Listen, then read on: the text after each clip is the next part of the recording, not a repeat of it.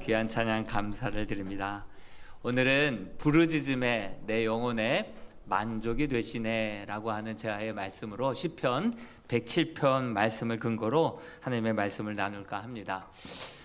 저는 예배 때마다 하나님께 기도합니다.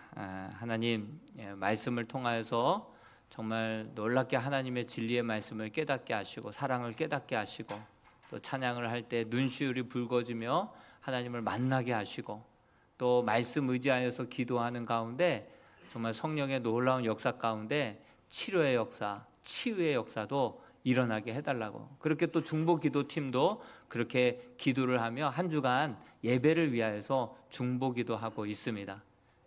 그 근거가 되는 말씀이 오늘 우리가 읽었던 시편 107편 20절의 말씀이죠.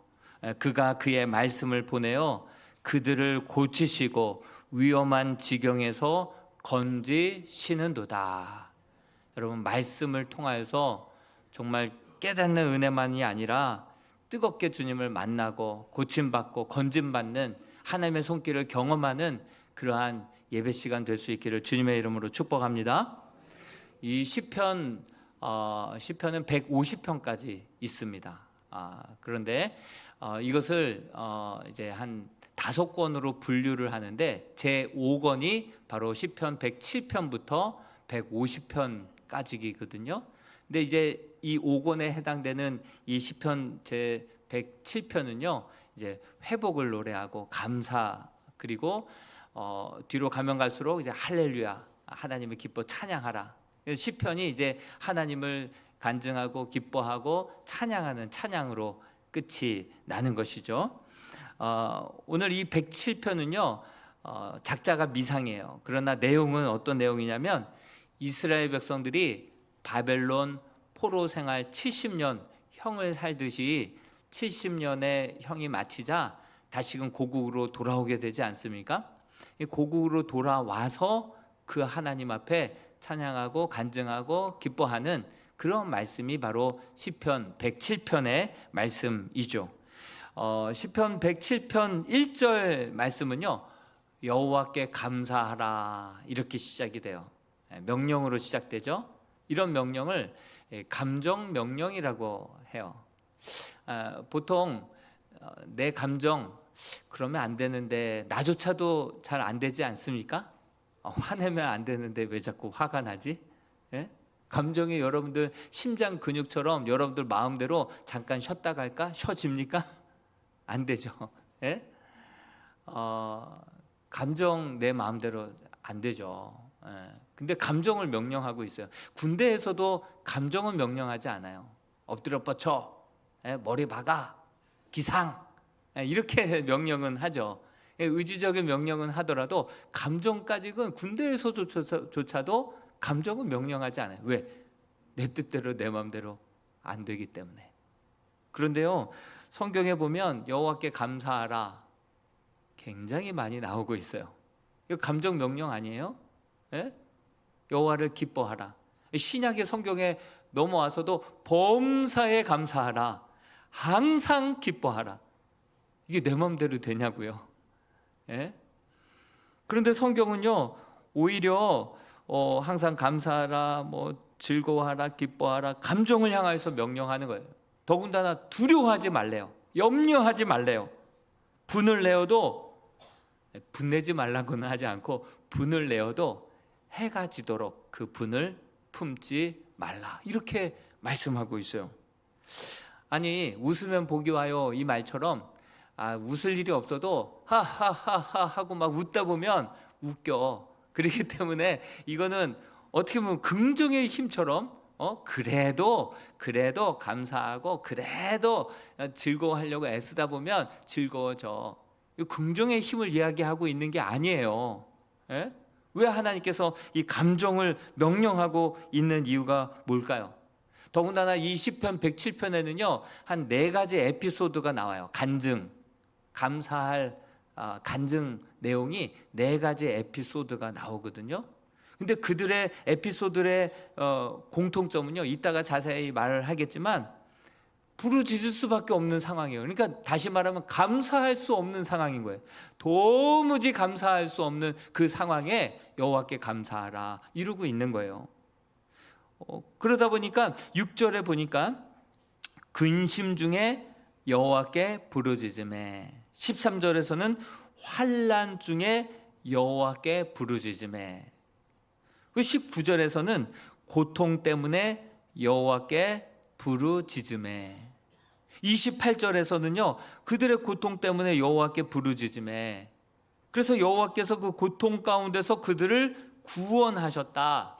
그리고 동시에 그 이후에 저 케이스마다 하나님 앞에 찬송 올려드리고 있는 거예요. 토시 하나 틀리지 않고 그 찬송의 패턴이 똑같아요. 예. 그래서 8절, 15절, 21절, 31절에 토시 하나 틀리지 않고 이 찬양하라라고 하는 말씀이 나오는데요. 같이 한번 읽어볼까요? 시작. 여호와의 인자하심과 인생에게 행하신 기적으로 말미암아 그를 찬송할지어다. 여호와께 부르짖음의 패턴이죠. 그리고 하나님께서 구원하셨도다. 감격으로 감사하고 기뻐하며 여호와를 찬송할지어다. 찬송으로 매 에피소드마다 찬송으로 종료되는 이 반복되는 패턴을 볼 수가 있습니다. 자, 그러면 이런 감정 명령을 내리신 이유가 무엇일까요? 도무지 감사할 수 없는 상황 속에서도 이렇게 감사하라, 항상 기뻐하라, 이렇게 하나님께서는 명령하시는 이유가 무엇일까요? 하나님께서 반드시 너의 마음을 결국 다시금 감사하게 할 거야 라고 하는, 하나님께서 강제적으로라도 너 마음 가운데 감사하게 할 것이고 기뻐하게 할 것이고 즐거워하게 할 것이야. 염려 집어던지고 하나님의 하시는 행하신 일들로 결국에는 감사하게 기뻐하게 행복하게 만들 거야. 이것은 하나님께서 강제적으로라도 너의 인생에 감사를 집행할 것이야. 이런 하나님의 그런 결단이 그 안에 담겨져 있습니다. 이거 어떻게 보면 이건 약속이죠. 약속. 그 약속을 믿고 하나님의 신실하심을 우리가 바라보면서 감사한 사람들은 진정한 감사와 찬송으로 간증으로 바뀌어지게 될 줄로 믿습니다. 예? 이것은 하나님의 약속임과 동시에 하나님의 자존심인 거예요.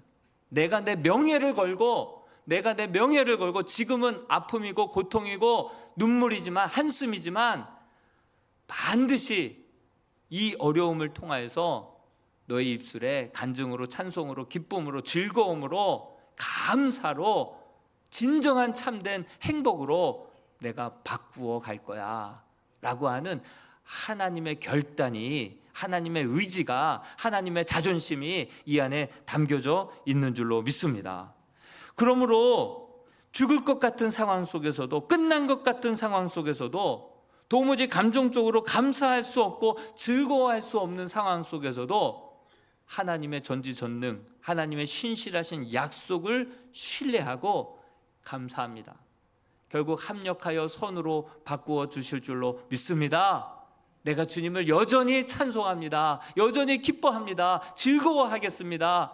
이 일로 인하여서 악도 선으로 바꾸어 주시고 결국 우리 죄를 죄로 깨닫게 하시고 결국 선한 길로 이끌어 가실 줄로 믿습니다. 그렇게 믿음으로 감사하며 순종하고 나아갈 때 이렇게 8절, 15절, 21절, 31절처럼 결과적으로 하나님을 찬송하는 그런 날이 오게 될 줄로 믿습니다. 그래서 하나님께서 이렇게 우리에게 감정 명령을 이렇게 명령하시는 이유가 있는 거예요. 여러분, 참새는요 자기 새끼들을 둥지에서 가끔 떨어뜨리기도 해요. 근데 왜 떨어뜨리냐면 양육 강식이거든요. 약한 녀석들은 살아남을 수가 없거든요. 그러니 태생부터가 약한 녀석들은 둥지에서 떨어뜨려요. 떨어뜨리는 이유가 죽이기 위해서예요. 그런데 독수리는 어떤지 아십니까? 독수리는요 둥지에서 흩어서 떨어뜨립니다.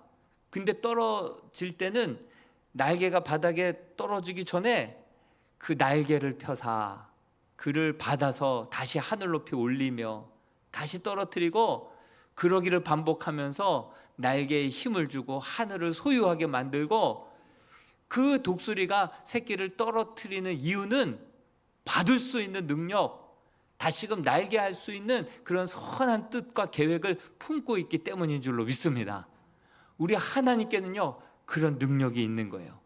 그래서 우리에게 고난도 주시고 역경도 주시지만 그걸 통해서 기도하는 힘, 말씀 의지하고 순종하는 힘, 믿음대로 살아갈 수 있는 그 근육을 키워주시고 우리를 다시금 하늘 높이 끌어올리사 하늘을 소유하게 만드시는 분이 우리 하나님이신 줄로 믿습니다.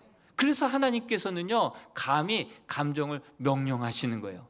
이것은 하나님의 약속이고 하나님의 자존심이고 하나님의 명예를 걸고 반드시 우리 입술에 결과적으로 감사하게, 간증하게, 찬송하게 만들어 주실 줄로 믿습니다. 여러분, 시편 107편에는요 아까도 말씀드렸듯이 에피소드가 4가지 에피소드가 나옵니다. 이것을 모아두라 얘기하시는 거예요. 시편 107편 2절 3절은 우리가 읽지 않았는데 같이 한번 읽어볼까요? 시작. 여호와의 속량을 받은 자들은 이같이 말할지어다. 여호와께서 대적의 손에서 그들을 속량하사 동서남북 각 지방에서부터 모으셨도다.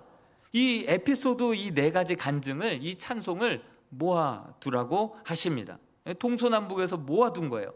그래서 첫 번째 에피소드는 4절에 보면요 배경이 광야 사막길이에요.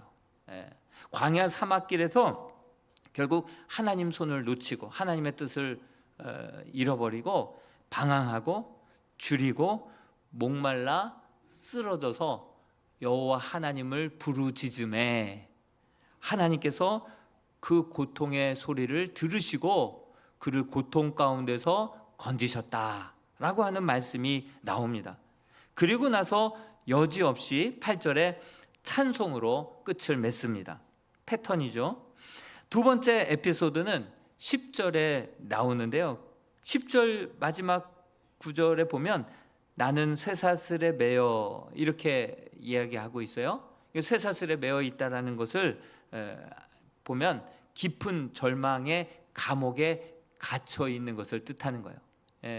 깊은 절망이라고 하는, 두려움이라고 하는 그 감옥에 갇혀서 절규하다가 여호와 하나님의 이름을 부르짖음에 하나님이 그 절규의 소리를 들으시고 그를 건져내셨다.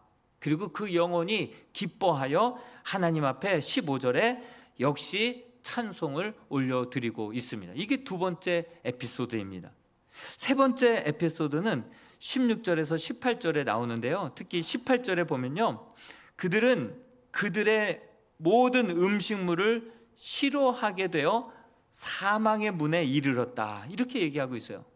그러니까 몸이 음식을 거부하는 거예요. 음식도 받아들이지 않는 거예요. 그리고 사망의 문 앞에 놓여 있는 거예요. 죽음의 질병을 뜻하는 거예요. 이렇게 하나님의 손을 놓쳐버리고 죽음의 질병 앞에서, 그 죽음의 문턱 앞에서 두려워하며 떨며 여호와 하나님을 그제서야 부르짖자 하나님이 그 음성을 들으시고 그를 고치시고 그를 다시 한번 새롭게 구원하셨다라고 하는 말씀이 나옵니다. 그리고 이어서 21절에 여호와 하나님 앞에 찬송을 올려드리죠. 그리고 네 번째 에피소드는요 아주 큰 바다, 거친 바다에 거친 풍랑이 막 일어납니다. 그 풍랑이 얼마나 크냐면 26절에 보니까 그들이 하늘로 솟구쳤다가 깊은 곳으로 내려가나니, 하늘로 올라갔다가 땅으로 꺼져듯이 그 큰 풍랑을 만난 거예요. 예상이라도 했겠습니까? 지난주 말씀 전했던 요나와 같이 거반 죽게 된 거예요. 그리고 물고기 바닷속에서 이제는 죽었다 생각하는 때에 하나님께서 뱉어내셔가지고 그렇게 그를 다시 한번 새로운 사명으로 새로운 삶을 살게 하시는 거죠. 인생에 생각지도 못했던 그러한 큰 풍랑 속에서 그 고통 가운데 하나님께 부르짖었더니 하나님의 그 부르짖음을 들으시고 그 큰 풍랑을 고요하게 하시고 물결을 잔잔하게 하셨다. 지난주 딱 요나의 말씀이죠. 요나를 던지자 그 거친 풍랑이 순간 잠잠해졌던 것처럼 그런 구원을 허락하시고, 이에 31절에 여호와를 찬양하는 패턴으로 끝이 나죠. 여러분, 왜 이렇게 구원받은 에피소드들을 동서남북 사방에서 다 모아두라고 얘기하는 이유가 뭘까요? 여러분, 후대에 이것을 남겨서 후대에도 또 여호와 하나님을 알지 못하는 세대에게도 여호와 하나님의 살아계심을 전파하기 위함인 줄로 믿습니다. 오늘 우리가 비전 헌금 준비해 오신 분도 있고 깜빡 잊으신 분도 있지만, 계속해서 이 비전 헌금을 통하여서 또 우리 다음 세대들을 위한 정말 눈물의 간절한 기도를 통하여서 정말 다음 세대들을 살리고 다음 세대들에게 우리의 간증, 우리의 감사, 우리의 간증을 온전히 전해주고 그들에게도 하나님의 살아계심을 증거해주는 그러한 여름 행사들이 될 수 있기를 주님의 이름으로 축복합니다. 그런데 이스라엘이 이 바벨론 포로로 끌려가고 또 광야에서 방황하게 되고 감옥에 갇히고 질병에 그렇게 죽을 질병에 걸리고 또 예상치도 못했던 인생의 큰 풍랑을 만나게 된 이유가 뭐라고 기록되어 있습니까? 성경은요 막 흐지부지 얘기하는 것이 없어요. 분명하게 얘기해 주고 있습니다. 11절 말씀에 이렇게 갑자기 광야, 풍랑 이런 모든 것들을 당하게 된 그 이유가 바로 여기에 있다 말씀하신데, 우리 11절을 같이 한번 읽어보겠습니다. 시작. 하나님의 말씀을 거역하며 지존자의 뜻을 멸시함이라.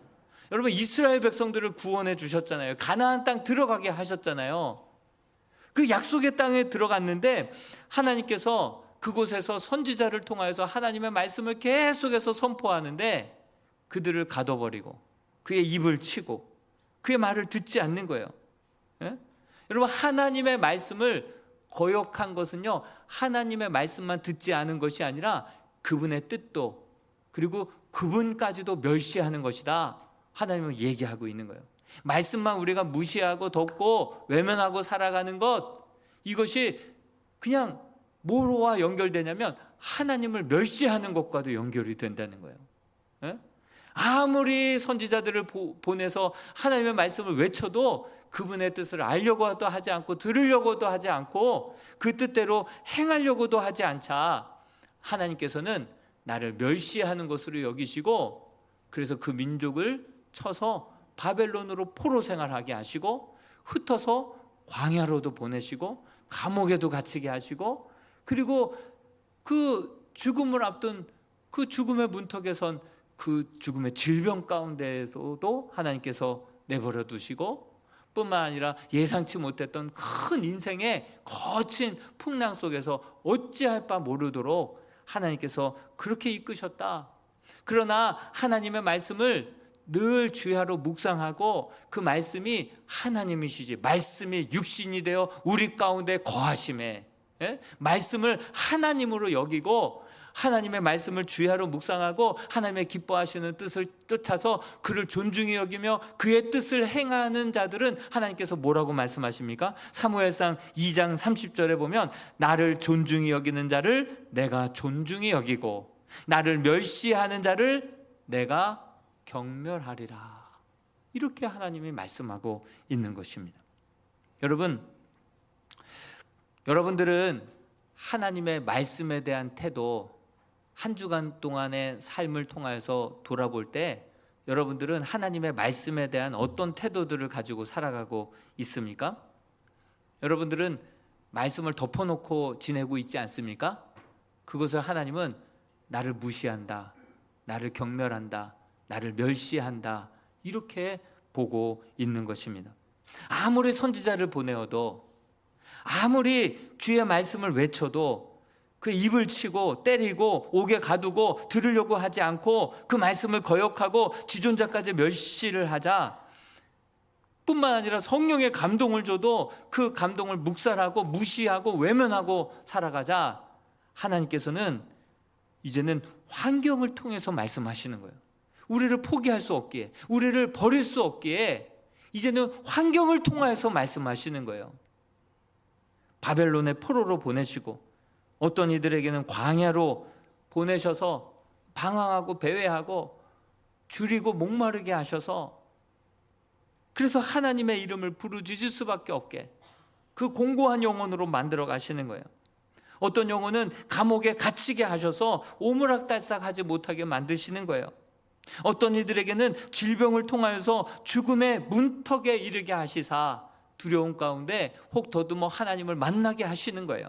다시가 하나님께로 돌아오게 만드시는 거예요. 어떤 이들은요, 영혼을 녹게 할 정도로 감당할 수 없는 인생의 풍랑을 통하여서 하나님의 크심을 알고 나의 작음을 알고, 그래서 정말 그 밑바닥 가운데서 아무도 누구도 돕는 자 없는 그런 상황 속에서 하나님의 마음을 바꾸시는 거예요. 겸손하게 만드시는 거예요. 주를 간절히 찾게 만드시는 거예요. 그 말씀이 12절 말씀입니다. 12절 말씀을 같이 한번 읽어볼까요? 시작. 그러므로 그가 고통을 주어 그들의 마음을 겸손하게 하셨으니 그들이 엎드러져도 돕는 자가 없었도다. 결국 이러한 모든 고통 상황 속에서 오히려 돕는 자도 없는 그러한 상황 속에서 하나님께 부르짖습니다. 그렇게 부르짖자 하나님이 외면치 아니하시고 자존심도 없으시고 벨도 없이 하나님께서는 그때 들으시고 그 가운데서 하나님께서 광야에서 길을 다시금 내시고 바른 길로 거처로 인도해 주셨다 말씀하고 있습니다. 그 질병의 고통에서 건져주시고 인생의 풍랑에서 그 절망의 늪과 같은 감옥에서 하나님이 건져내시고 인도해 주셨다라고 하는 말씀이 계속해서 반복적으로 나오고 있습니다.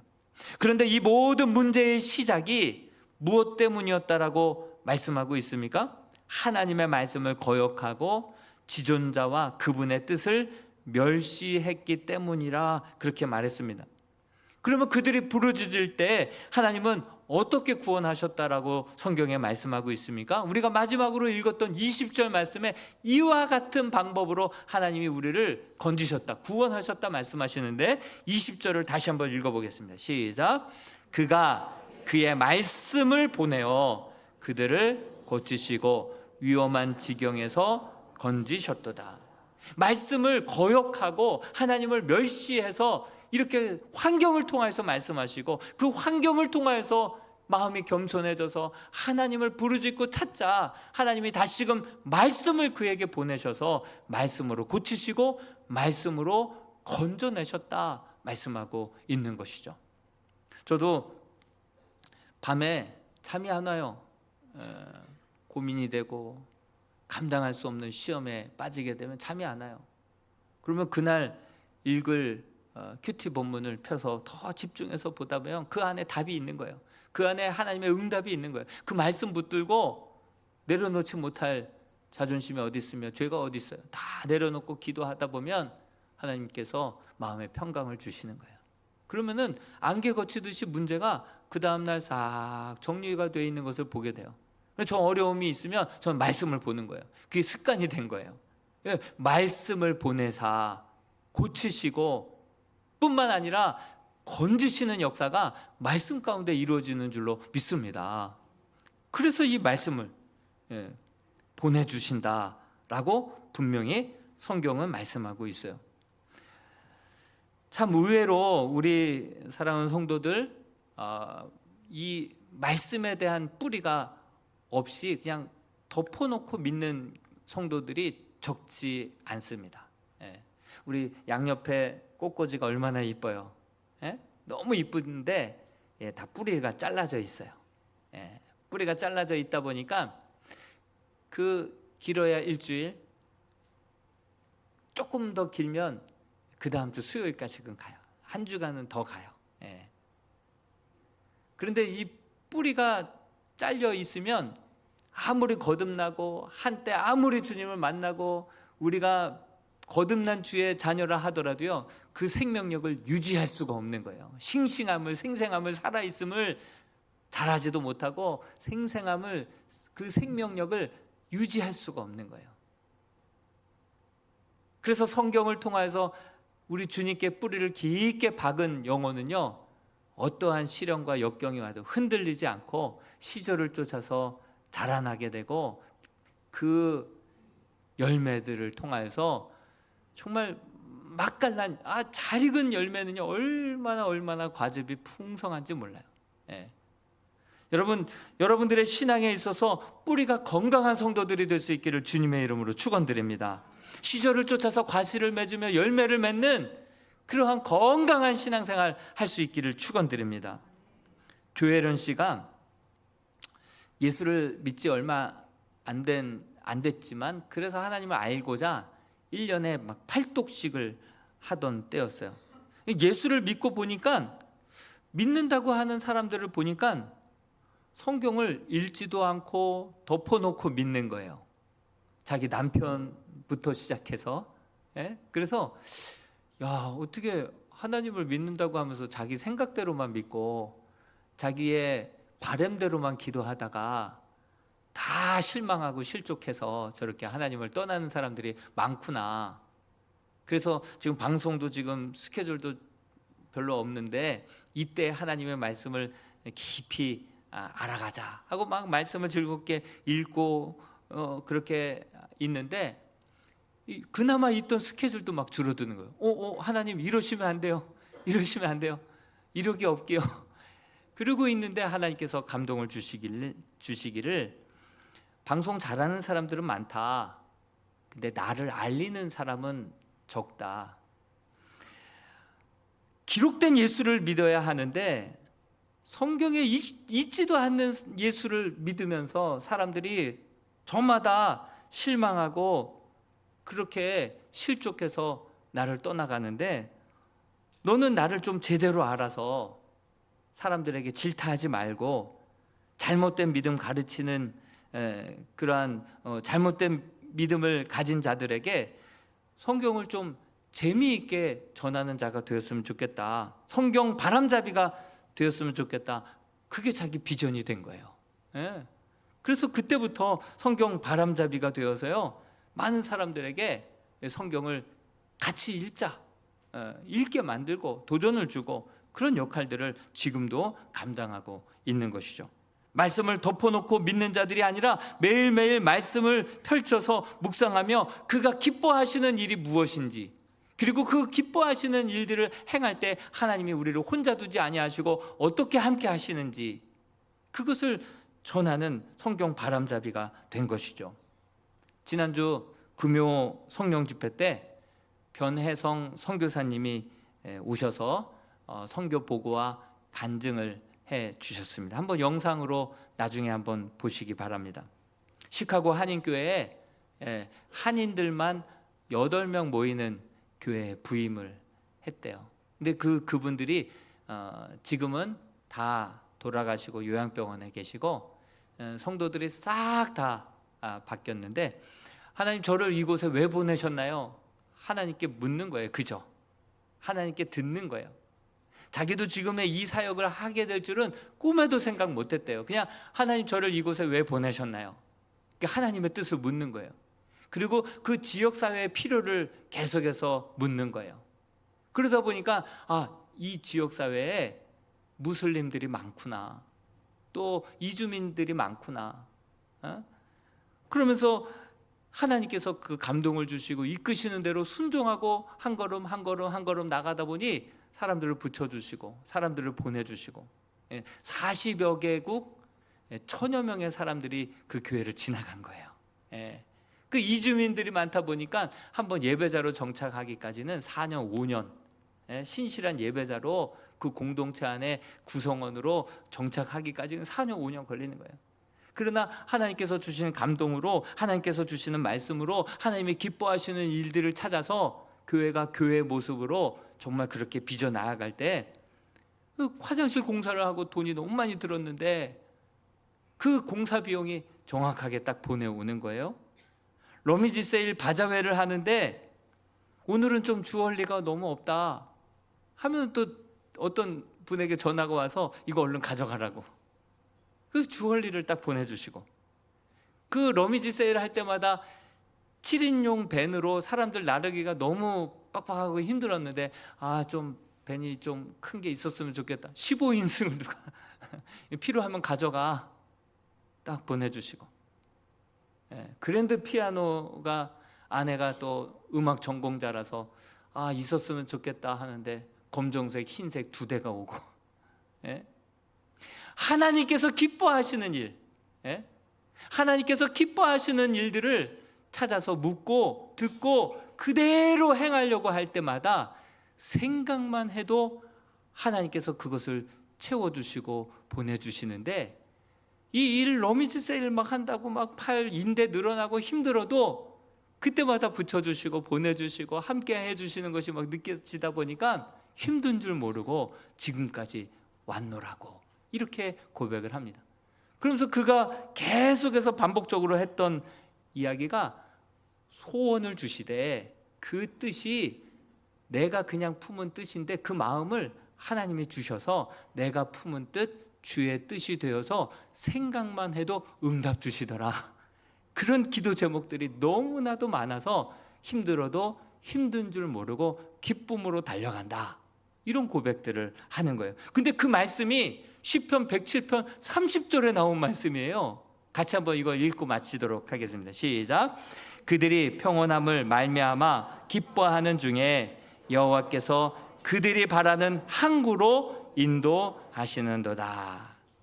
여러분, 우리가 가다가 지쳐 쓰러져 넘어가고 하나님 손 놓고 달려가다가, 그래서 광야에서 질병에서 고통 가운데서 그렇게 하나님을 만나서 하나님의 뜻을 손들고 나와 내가 그대로 살겠습니다, 이게 아니라 이제는 하나님의 말씀을 묵상하고 그가 나를 향하여서 기뻐하시는 하나님의 뜻이, 나를 이곳에 보내주신 이유가 무엇인지 그것을 분별해서 내가 주의 기뻐하시는 일들을 행할 때, 우리 주님께서 마음에 주시는 소원대로 그 마음의 소원을 품고 우리가 달려갈 때 마음의 생각만 해도 그게 기도가 되어서 우리에게 응답 주시고 우리를 소망의 항구로 인도해 주시는 하나님의 손길을 날마다 순간마다 경험할 수 있게 되기를 주님의 이름으로 축원드립니다. 같이 한번 기도했으면 좋겠습니다. 우리 기도할 때, 하나님, 우리가 주님 손 놓고 달려가다가 넘어질 때가 얼마나 많았습니까?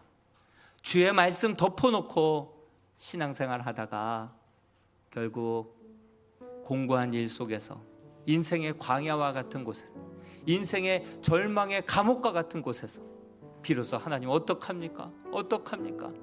부르짖다가 하나님 만난 경우가 많지 않습니까? 하나님, 우리는 그 고통 가운데 절망 가운데 하나님을 만났다 하더라도 우리 살아가는 자녀들은 정말 하나님의 말씀을 주야로 묵상하고 그 말씀 안에서 하나님의 기뻐하시는 일들을 찾아서 그 기뻐하시는 일들을 순종하며 정말 달려가듯이 나아갈 때 생각만 해도 응답하시고 채워주시고 함께 하시는 하나님과 날마다 순간마다 동행하는 그러한 다음 세대 우리의 남은 여생이 되게 해 주옵소서. 우리 합심하여서 함께 말씀을 기억하면서 기도하겠습니다. 하나님 아버지, 우리가 주님 손 놓고는 하루도 살아갈 수 없는 인생의 광야 속에서 방황하고 넘어지고 지쳐 쓰러지고 목말라 주렸을 때, 그때서야 비로소 하나님을 찾을 때, 우리가 인생의 절망의 감옥 속에서 희망이 없어서 우겨싸임을 당했을 때, 그때 아버지 하나님 눈을 들어 주를 바라보며 여호와 하나님의 이름을 부르짖었을 때 외면치 아니하시고 언제나 그때라도 가장 늦었다 하는 그때에 우리를 아버지 만나주시고 건져주시고 구원해주시고 다시 새롭게 시작할 수 있는 은혜를 주셔서 감사합니다.